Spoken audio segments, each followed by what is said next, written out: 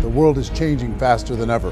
What used to take decades is now taking years or even months. What you see right now is the illusion that people have had for many decades about the workplace being this secure place to work the rest of your life. For the first time in the history of our nation, our children will not do as well as us. We've seen our friends get laid off, we've been laid off, we've had our pay cut. People are overworked and underpaid. They seem to have less time and less freedom. They live under constant pressure. This is going to be forced. And so even if your employer loves you, they may have to cut you. There's something wrong that on Monday morning, the heart attack rate increases by 35%. Technology is accelerating, job security is declining. It just doesn't seem like the old models of making a living are as reliable as they used to be. Every aspect of our lives, there's a better way out there, but we're still doing it the old way. We live in the greatest country on the planet, and there are a lot of people sitting around complaining and being cynical. Like everyone's whining about this old model, and I'm like, why don't you leave it? Look at all this over here, look at all this opportunity. Since so much of our lives revolve around our work and the way we make our living, many people are thinking there just has to be a better way. The biggest challenge facing our world today is not making money, is what are we going to do with all the displaced, unemployed people? People are afraid that they're going to make the wrong decision. People are afraid of the unknown. People are afraid that maybe I don't have the skills. Hey, sports fans, industrial age is over. It's dead. It's dying. That's why going to school to get a job is an obsolete idea. A steady paycheck is an industrial age idea.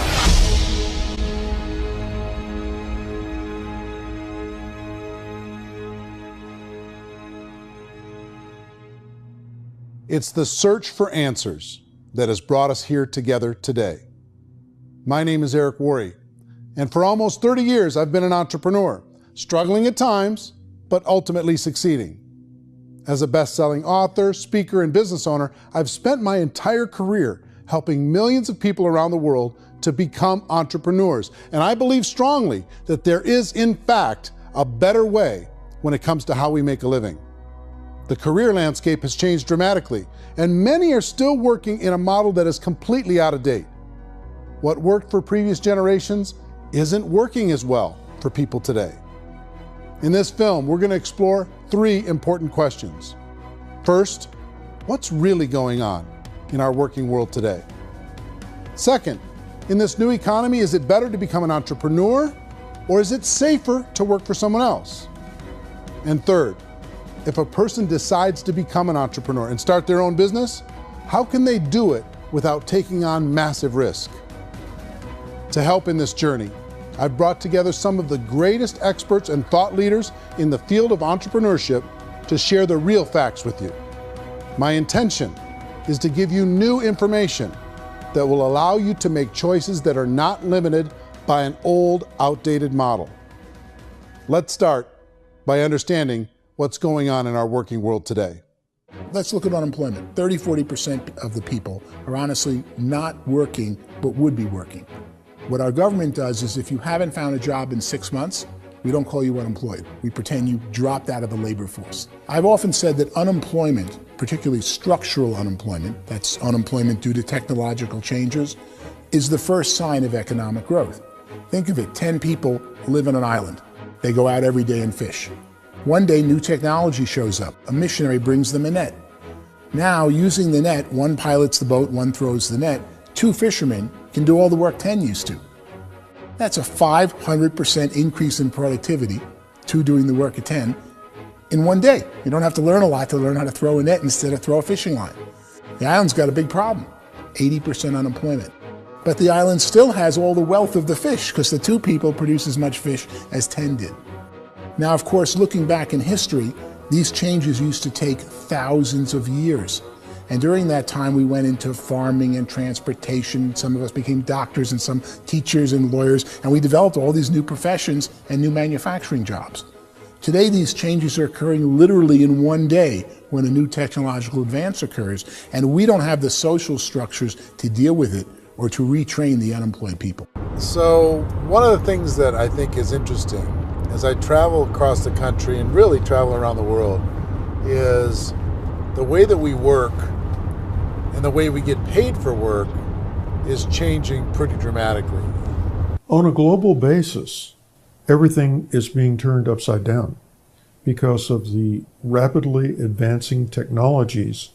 They are eliminating many jobs, and we have been left with many people not prepared for the jobs that exist. A lot of demand in public companies was to squeeze out all the fat and to get just as much margin as we possibly could, and fat equals humans. So this idea of job security in information age is so obsolete, but it's still taught inside our school system. And that's where the problem starts. There's no financial education in school system, and people are still trained to be employees who work for that paycheck. This is a chart on the middle class. What's happening in the middle class, those that went to school, their incomes have been coming down for years. And parents still say to the kids, go to school, get a job. Now what happens to all those middle class people who are dropping off the ends of the chart? Well, they become what's called working poor. And this is what happens to working poor. But they say poverty is ending. Well, poverty may be ending, but working poverty is going up. And this is food stamp usage. So food stamp usage in America is going through the roof right now because people cannot earn what they call a living wage. Most people have experienced financial pressures that I think are probably greater than they have been in the past. If you're not working for yourself, then it's going to be a pretty hard road for a lot of people. Today, if you're going to control your future, the 40-40 plan is gone where you can graduate from college and get a job and work for 40 hours a week for 40 years. That day is gone. So some of these charts actually tell you what's going on.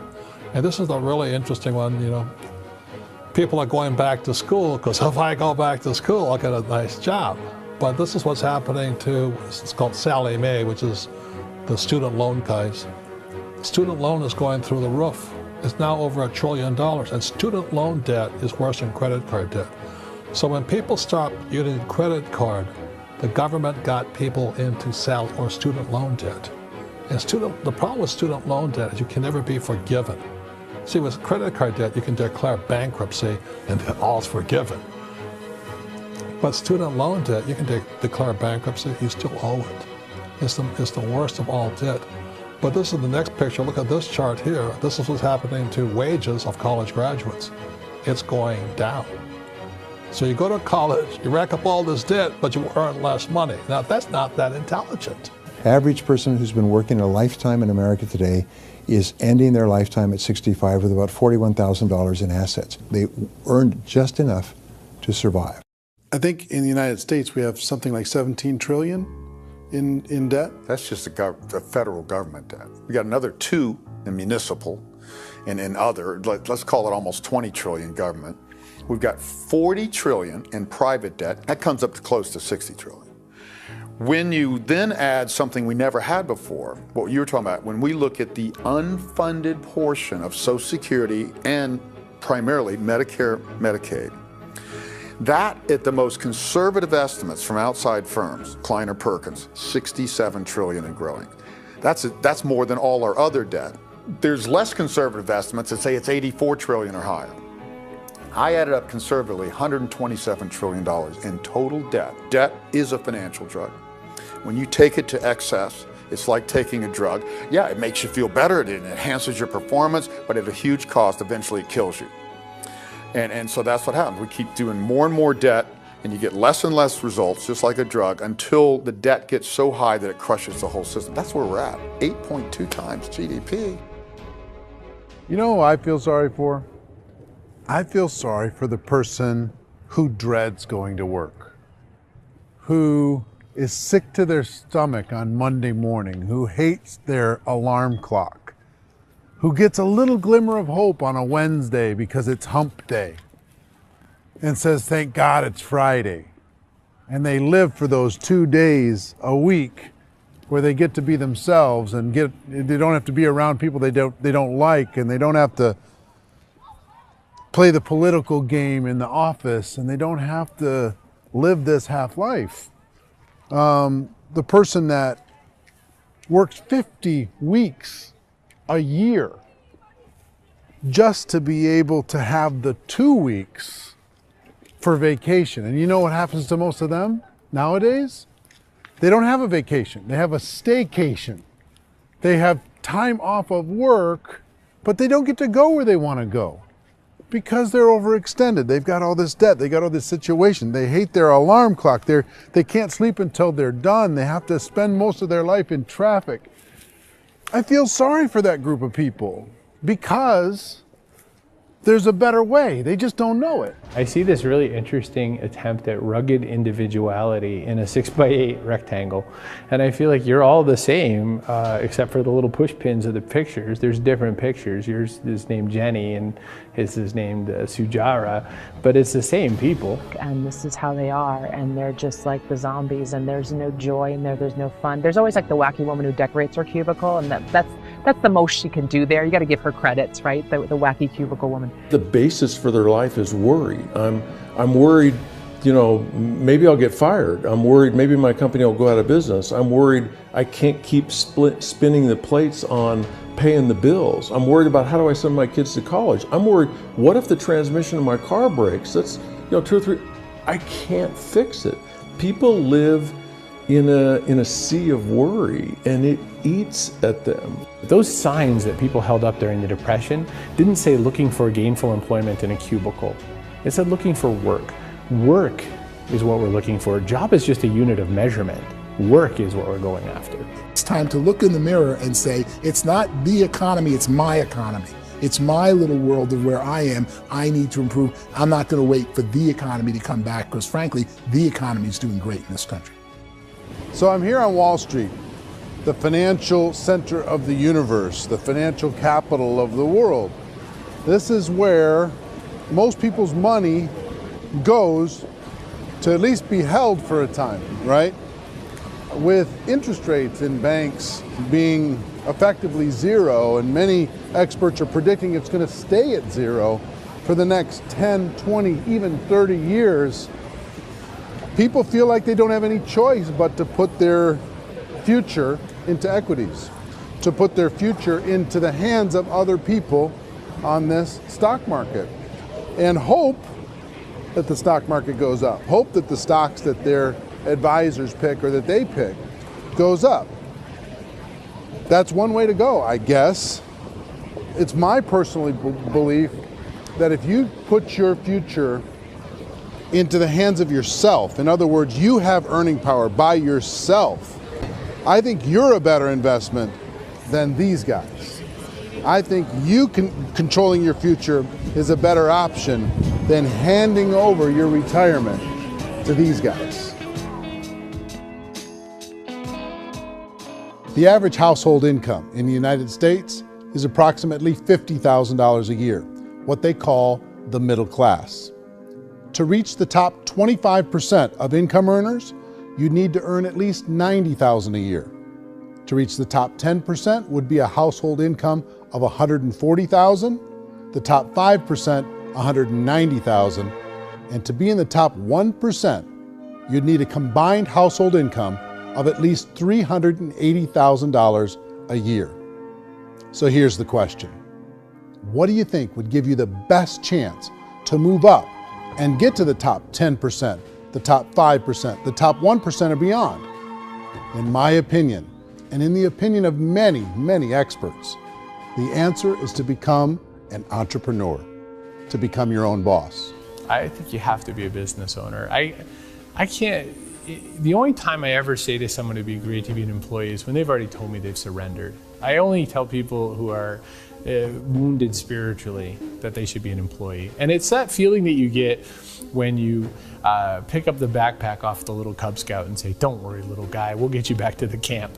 You know, it is in no way a kindness when I tell someone they'd be a great employee. The other status symbol really increasingly is lifestyle. And people who can own their own business, maybe even work out of their house, that, I tell you, people admire that. Like, gosh, I wish I could do that. The spirit of the entrepreneur is to be a risk taker and to be resourceful and unstoppable and to have a vision of yourself beyond where you are and not willing to settle for life as it is. You think about the great entrepreneurs, they're visionary, they have heart, they're willing to do today what others won't so they can do tomorrow what others can't. Personally, I don't think of the new economy, the old economy. I create my own economy. The entrepreneur's in control.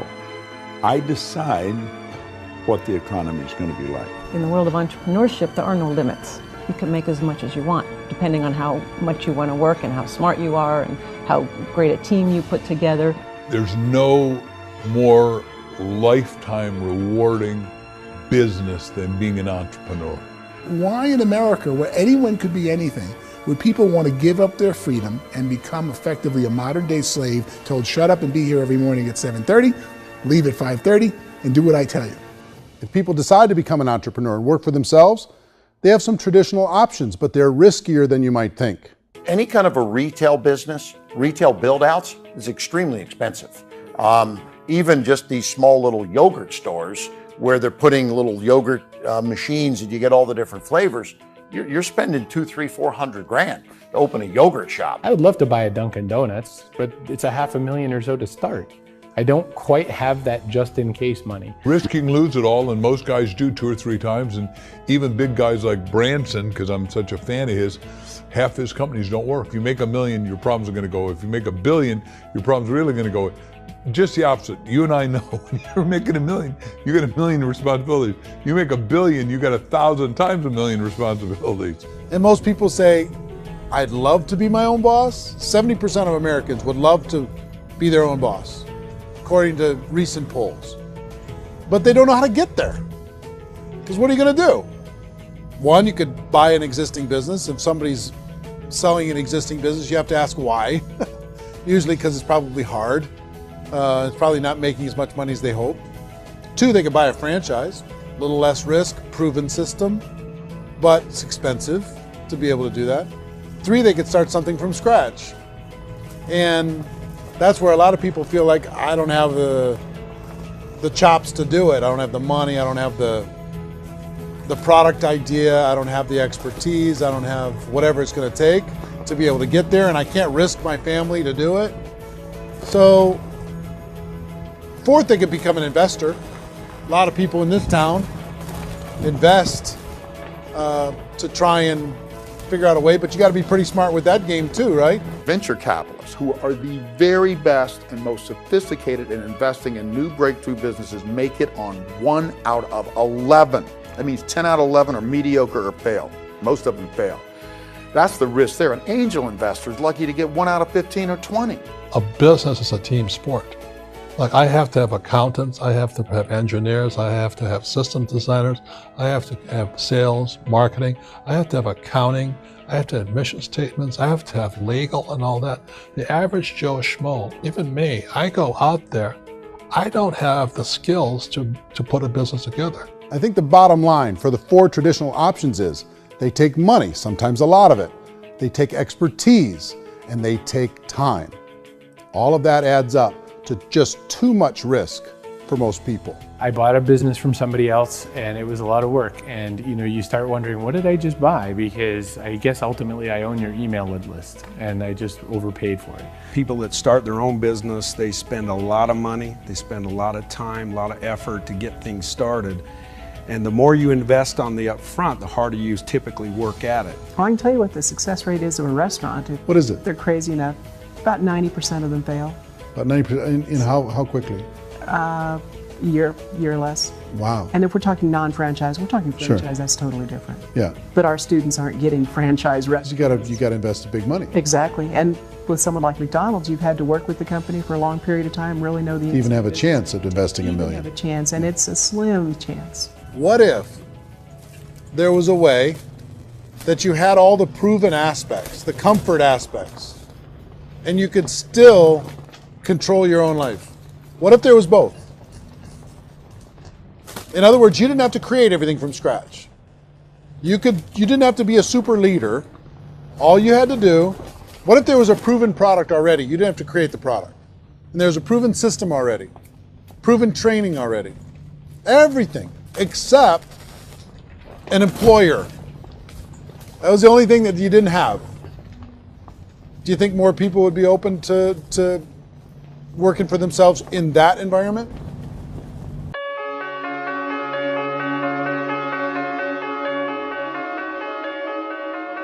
In our search for a better way to make a living, we've come to the conclusion that becoming an entrepreneur is actually safer than being an employee.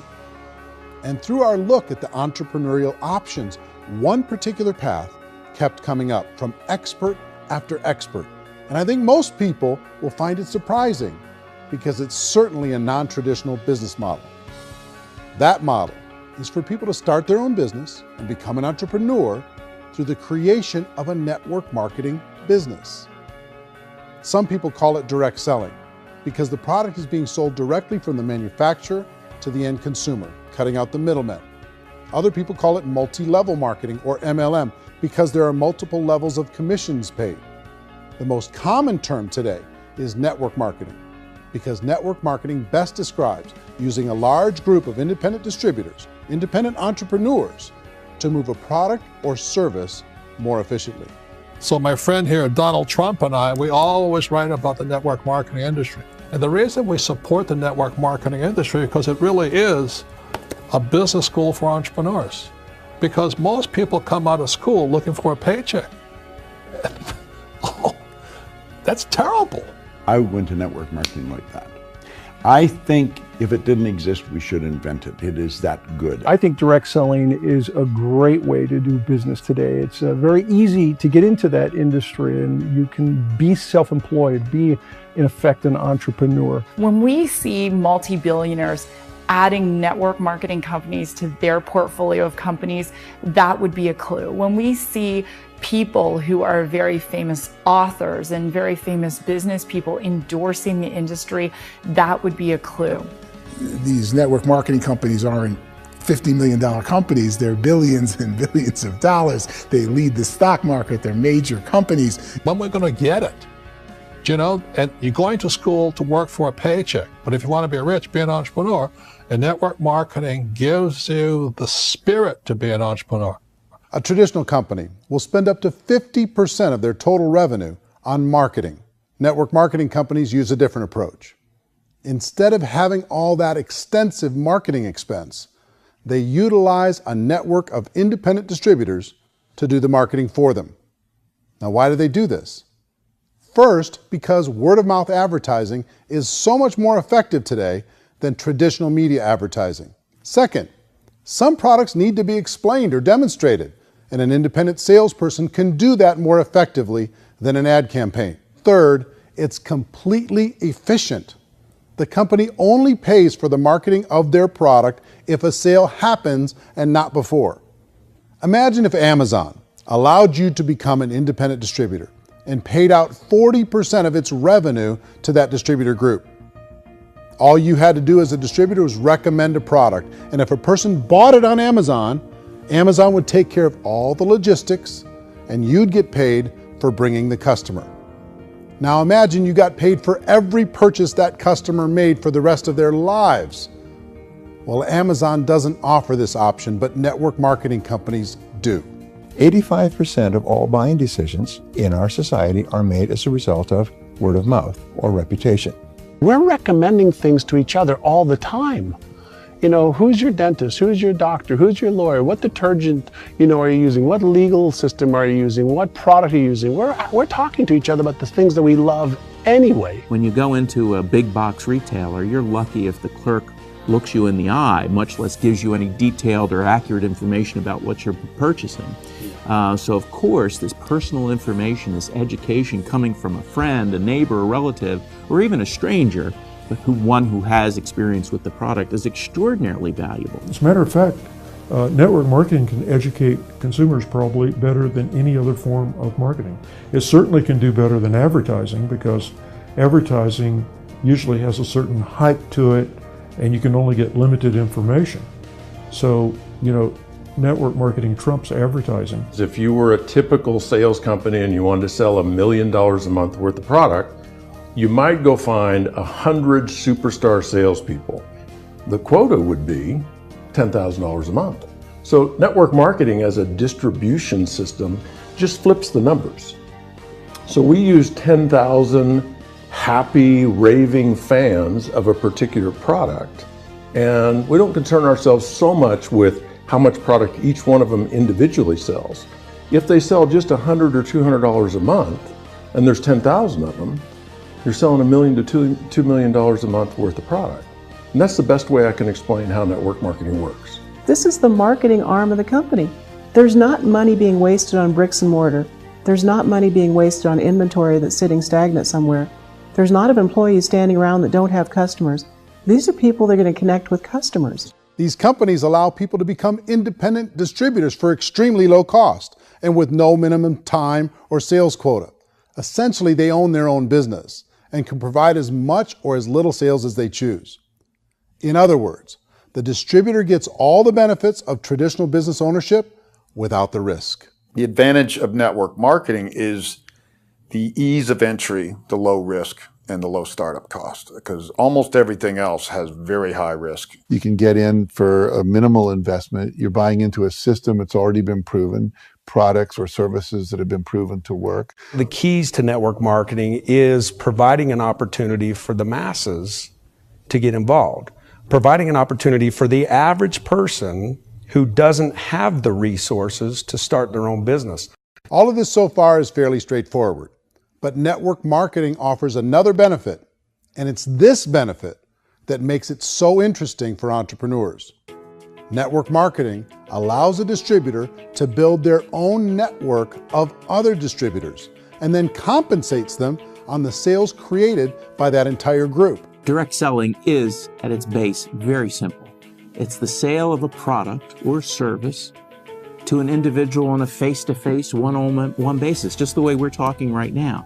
But there's an important element as well, and that's the offering in conjunction with that sale of product, the offering of an opportunity for someone to make something of themselves. No matter what your social status is, no matter what language that you speak, I mean, look how many unbelievable people are becoming successful to speak every kind of language out there. What an awesome gift to give the world. Instead of having to work your way up in a system and prove that you could be a sales manager, they just decided everybody can be a sales manager. Everybody gets to build a sales team from day one. And so what that brought into the system of growth as a direct selling company is the concept of compounding or geometric progression. Because now you can actually grow Salesforce very quickly because everybody is enrolling people in their own Salesforce. People who are like, oh, this is weird, I'm building a sales team. Or what do you think you do at a regular company? How do you think a regular company works? Network marketing is the only industry that doesn't say your past determines your future. It looks at your past and says, okay, now what can we train you to do so you can have a great future? Every other employer out there wants to exploit you for what you already know, not teach you something new. Network marketing has the potential to save the United States and the world because it's going to teach people not to be employees, but to be entrepreneurs.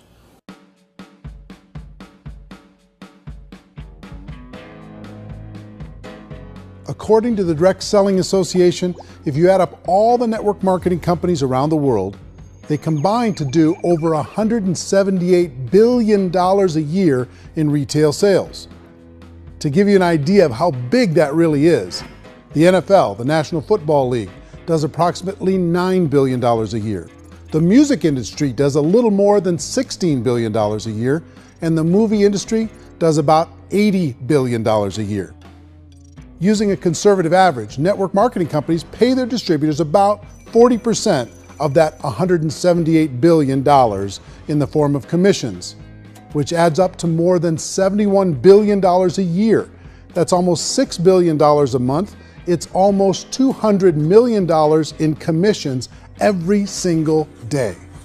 So it's certainly working, and people are making serious money in network marketing. With the growth of the direct selling industry over the last 10, 15, 20 years, we've seen a broader understanding of the channel. We have seen more and more people getting involved in the business, so our penetration in the marketplace has increased, and thus the understanding in the marketplace of who we are has increased. And we've seen non-direct selling companies look at the direct selling model and say, something's going on there. People are making money, companies are being profitable, Individuals are being motivated, product is being delivered to market. Maybe we should explore this. Some people think only the people at the top make money. Well, let's take a look at that as well. In the network marketing profession, there are roughly 500 people in the world who earn over $1 million a year. If you round that number up to $2 million a year, that adds up to about $1 billion a year. That takes the $71 billion paid out each year down to $70 billion. So where does the rest of the money go? The vast majority goes to part-time people making anywhere from a few $100s a month to many thousands of dollars a month. It goes to people who choose to make it a full-time career move and earning even more than that. Every day, people are using the money they earn through network marketing to pay off debt, have more fun, and improve the quality of their lives. Everyone I know in network marketing has been doing that since the 50s. They go to work when they want to go to work. They stop working when they want to take time with their children to have a leisurely breakfast and discuss issues and drive them to school. They go back to work when they get home, wherever they're working out of. The biggest thing that I've seen is people that have become much happier in their life. MLM has probably made more millionaires of more people in more countries, and I've spoken to them in 67 countries, than any other single form of business, starting from nothing. If they have a choice between working a job for the next 10 years or working a network marketing business for the next 10 years, the result of working the network marketing business will be better. A lot of people within the industry go on and make this a career and do extremely well at it. Network marketing has been nothing but good for everyone I know that's been involved with it, because they did it seriously and they played full out and they've been very successful. It's been a constant barrage of success stories and people showing off stuff that they got as a result of it. How many people are involved? Approximately 16 million Americans and 96 million people around the world are currently participating in network marketing. And in a recent poll, 82% of those people report a good, very good, or excellent experience with network marketing. So people are happy.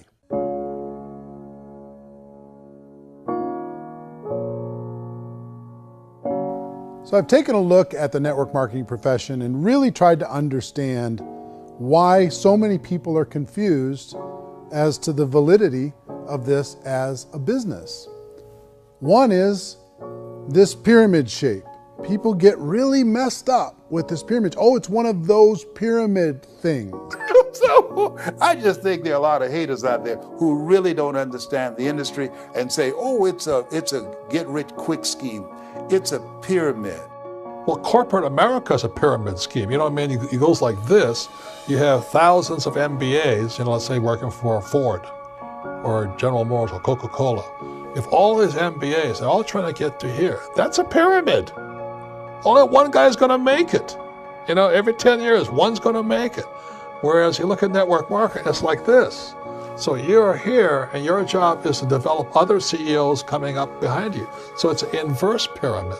In network marketing, it's a very simple concept. If you sell product, you get paid. It is paid based on production. There is no first mover's advantage. There is no investment component where the more somebody spends, the more they're entitled to make. So the two are polar opposites of each other. It doesn't matter what shape the company is or the compensation plan is shaped, whether it's a circle or a pyramid or a triangle or a trapezoid, it doesn't matter. If compensation is coming primarily from recruitment, then you've got a problem. On the other hand, if an operation is basing their compensation to participants on the basis of sales, even when those sales are generated by people you've recruited, well, then you're a perfectly legitimate enterprise. That's the legal test, it's the practical test. Another issue that's been true in the past that is no longer true now is people used to be in network marketing loaded up with products that they couldn't sell and they ended up a loser. They ended up with a bunch of product in their garage, they ended up with a bunch of products sitting in their kitchen shelves or whatever, and they thought they could sell it and then they weren't willing to or able to sell it and they ended up with a bunch of stuff and they were bitter about it. There was this thing called front loading where you had to buy if you bought $25,000 worth of product, you got better commissions and all this. Today, it's almost all done by computer. It's direct mail, comes from a warehouse somewhere else. You don't have to have all this inventory. You don't have to stock up. It's a paperless world now. Most of it's done online. You have a back office it really works. And I mean, the technology has changed everything. Third issue is people start talking about 99% of people in network marketing don't make any money. Well, we've talked about that over the course of this journey together.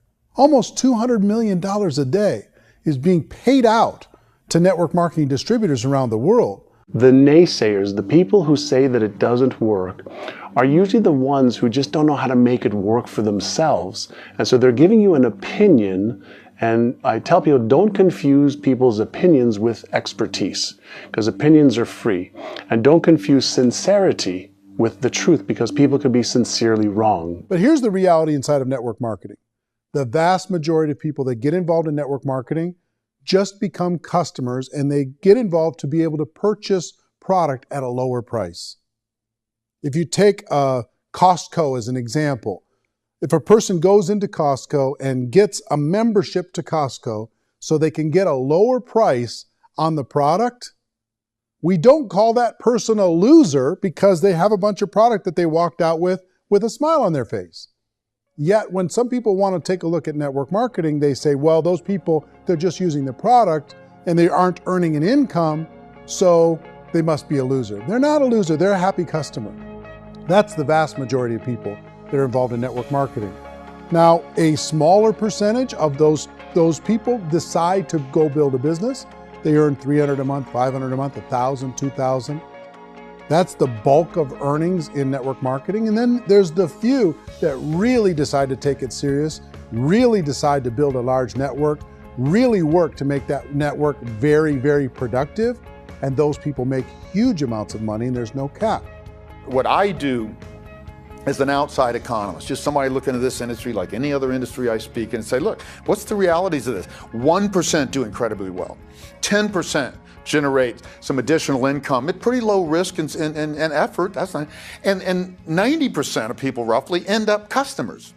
One thing that I think is real when it comes to people's perceptions about network marketing is people put this, and distributors, I think, involved in network marketing have some responsibility for this.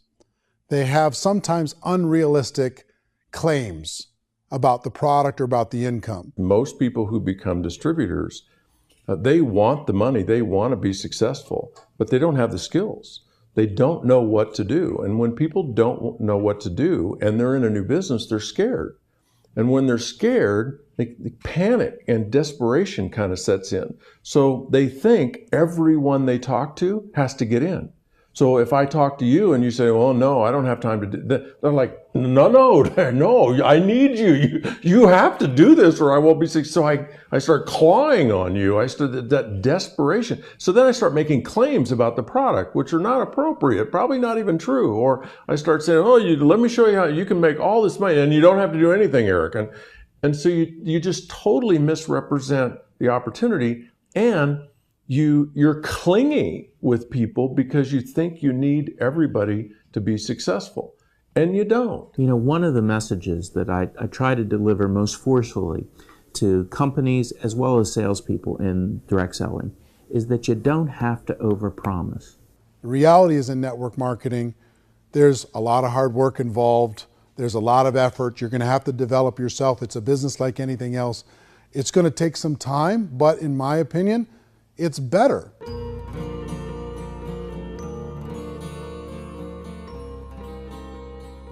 It's light years better for people starting today than it was even 5 years ago. I think it's more widely accepted now, and people understand it is a business. It is being an entrepreneur. It is being a business owner. Our belief system is based upon our evaluation of something.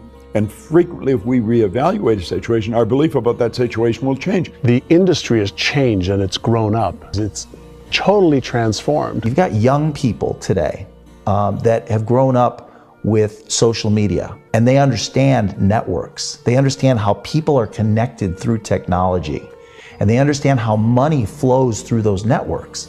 So when they see network marketing, they don't see it the way their parents saw it. And we've all learned, the larger industry that you represent, has all learned from those mistakes and flaws and errors that have happened early on. Early algorithms didn't work the right way. That's all fixed. It's like when they design a computer program, They design the program, then they run it, and then they go back through and they debug it. The MLM industry has been debugged. This is the day of being virtual, being able to run a business from your mobile phone. I mean, it's incredible. Companies are getting smarter. They're implementing more consumer protections. They're implementing more compliance training. They're doing more with respect to product research. If you do get involved and you make purchases of inventory, even on a voluntary basis, if you decide that this business is not for you, you can leave and have that inventory repurchased by the company. There's no other business that offers that kind of protection on a voluntary, self-regulatory basis. So if you're considering getting involved in a network marketing company, let me offer you just a few pieces of advice. First, network marketing isn't perfect. It's emotional, it's challenging. Like any entrepreneurial venture, it can have its up days and its down days. But if you have an entrepreneurial bone in your body, it's just better. Second, if you're gonna do it, decide to be professional. Decide to go pro. It's better to do that than just be this amateur sticking your toe in the water. Third, as any professional, you're gonna have to learn some new skills. And I promise you, inside of the network marketing profession, they're not too difficult to learn. Fourth, like anything worthwhile, it's gonna take some time. Don't expect that you're gonna get to the finish line right out of the gate. And fifth, it's worth it. It's worth it to be able to take charge of your life again. It's worth it to be able to control your own financial situation. It's worth it for the people you're going to be able to spend time with. It's worth it for the things you're going to be able to see and the experiences you're going to be able to experience. It's worth it for the causes you're going to be able to contribute to, the lives you're going to be able to touch, the customers you're going to be able to help, the friendships you're going to be able to develop. I promise you, it's worth it. Remember, most people are searching for answers just like you are. But I do have to tell you the catch to network marketing. If there is a catch, if you want to understand this from an emotional point of view, people say, well, it sounds too good to be true. It's not, it's hard work. But here's the catch. Most people still don't understand it. So you're going to have to endure the loss of social esteem from ignorant people. The uneducated will think less of you. Now, if you can handle that, you're on your way. If that's going to destroy you, you know what? Entrepreneurship in general probably isn't in your future. If you can face that catch, you can become unstoppable. I want everyone to really contemplate this if they're not in network marketing. You're in a job, you probably have a mortgage, you have rent, you have debt, whatever's going on. You're in a prison. You work just hard enough to keep them from firing you, and they pay you just enough to keep you from quitting. Come on! I've been there, done that, and bought that t-shirt. In network marketing, if you run into failure, it's really just a homework lesson for yourself. There's no one to blame. You really have no excuse not to be successful. You just don't. People don't want to hear that, but there's so much available to you. If you want to be a good network marketer, be a student to the people above you, be a fellow traveler to the people on the same level, and be a teacher to those below, and know when it's appropriate to do which. People who are not afraid of asking people to buy things, or not afraid of persuading people with a chance they may say no, these people own the future.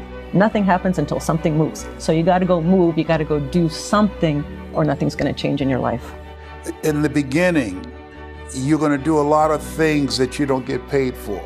But as you go down the road, you get paid for a lot of things that you don't do. And your job is rehabilitate the spirit, the entrepreneur spirit in all of us. Get it back. Either give it a strong yes or a strong no, but no wishy-washy, dilly-dally stuff in the middle. There's dreams and there are nightmares, but I believe that the biggest nightmare of all is when you don't pursue your dream. You're going to see some monumental growth in this profession. It's an exciting, exciting time to be involved with the network marketing profession. The next 10 years, I see just exponential growth. When that tipping point comes, it's not a matter of asking somebody, have you ever heard about network marketing? You're really asking them, which company are you building your wealth in. We are here to fix the world, to improve relationships with other people, to improve other lives. And the real reward comes as an entrepreneur in any level from teaching somebody something and watching them soar. There is no greater reward.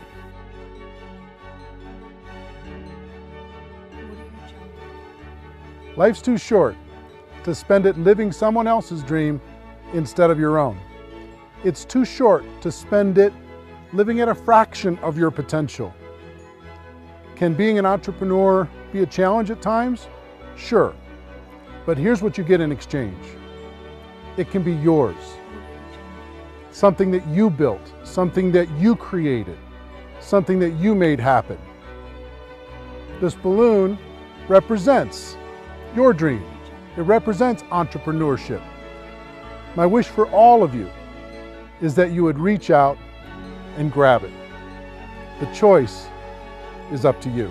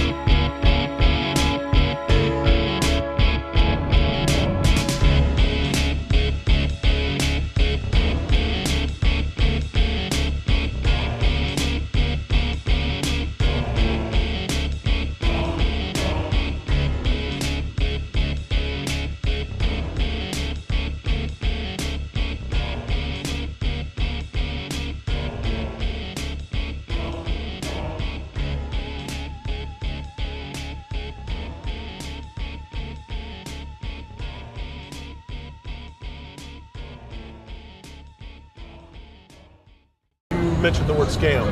Why did you mention the word scam? The only reason it is a scam is because... That's terrible.